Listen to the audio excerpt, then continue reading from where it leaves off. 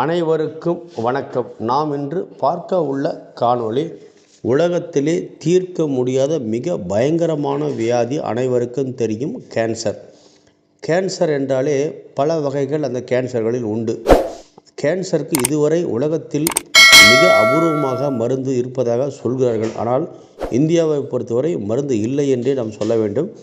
கேன்சரால் பலரும் உயிரிழந்து போவதும், பல லட்சங்கள் ஏன் பல கோடிகளை கேன்சர் வியாதிக்காக செலவழித்தாலும் கூட அவர்கள் உயிருடன் திரும்பி வருவது மிக மிக அபூர்வம். அவ்வளவு கஷ்டம். ஏனென்றால் அதற்கு மருந்தில்லை, அதுதான் உண்மை. என்னத்தான் செய்தாலும் கூட ஒரு மரணத்தை தள்ளி போட முடியுமே தவிர கண்டிப்பாக அவர்கள் உயிருடன் இருப்பது சந்தேகம். அவ்வளவு மோசமான கொடிய வியாதியாகும்.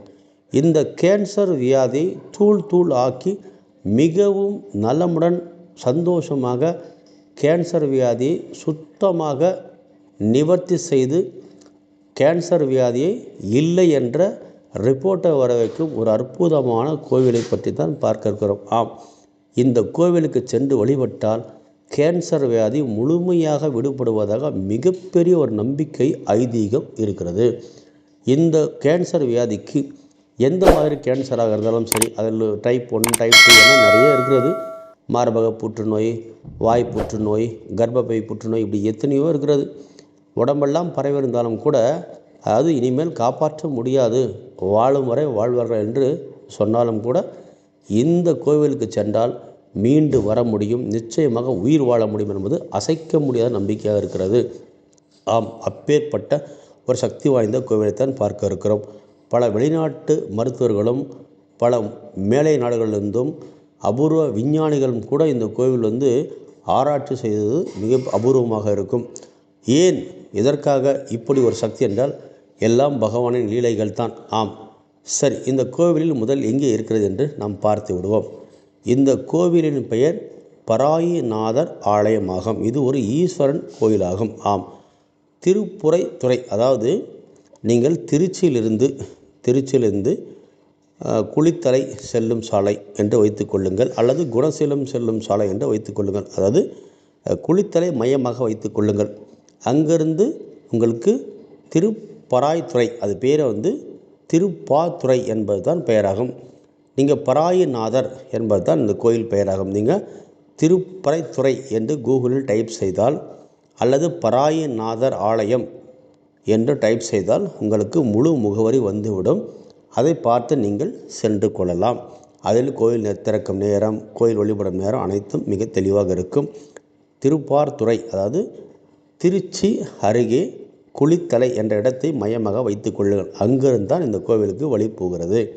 திருச்சி புது பஸ் ஸ்டாண்ட்லேருந்து, சத்திரம் பஸ் ஸ்டாண்ட்லேருந்து கூட நீங்கள் திரும்பி வர வேண்டும். வந்தால் உங்களுக்கு இந்த பராயநாதர் கோவிலுக்கு சென்று விடலாம், அல்லது குளித்தலை இறங்கி கூட இந்த கோவிலுக்கு செல்லலாம். இருந்தாலும் கூகுளில் ஒரு முறை தெளிவாக பார்த்து கொண்டு செல்லுங்கள். நான் காரில் போனதால் நான் மேப் போட்டு போய்விட்டேன். பஸ்ஸில் போவதை நீங்கள் ஒரு தடவை விசாரித்து போங்கள். சரி, இந்த பராயநாதரிடம் என்ன செய்ய வேண்டும், எப்படி வழிபட வேண்டும் என்பதை பற்றி பார்த்துடும். எல்லா நாளும் போவது சிறப்பு தான்.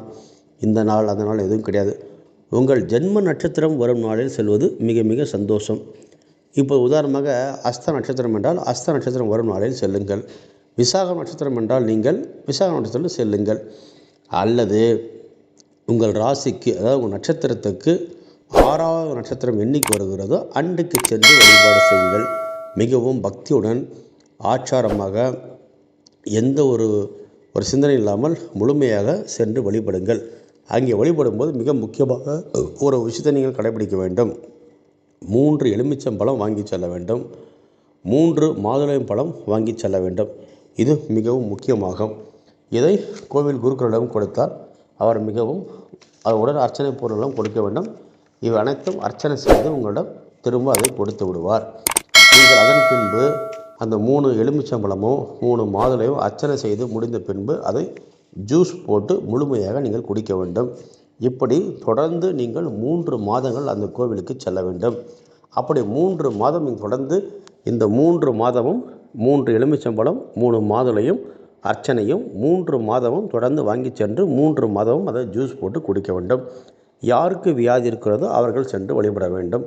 இப்படி சென்று வழிபடுவதால் கண்டிப்பாக 3ஆம் மாத முடிவுக்குள் நிச்சயமாக உங்களுக்கு பல விதங்களில் நன்மைகள் நடைபெறும். ஒன்று அந்த நோய் மேற்கொண்டு பரவாமல் இருக்கும்.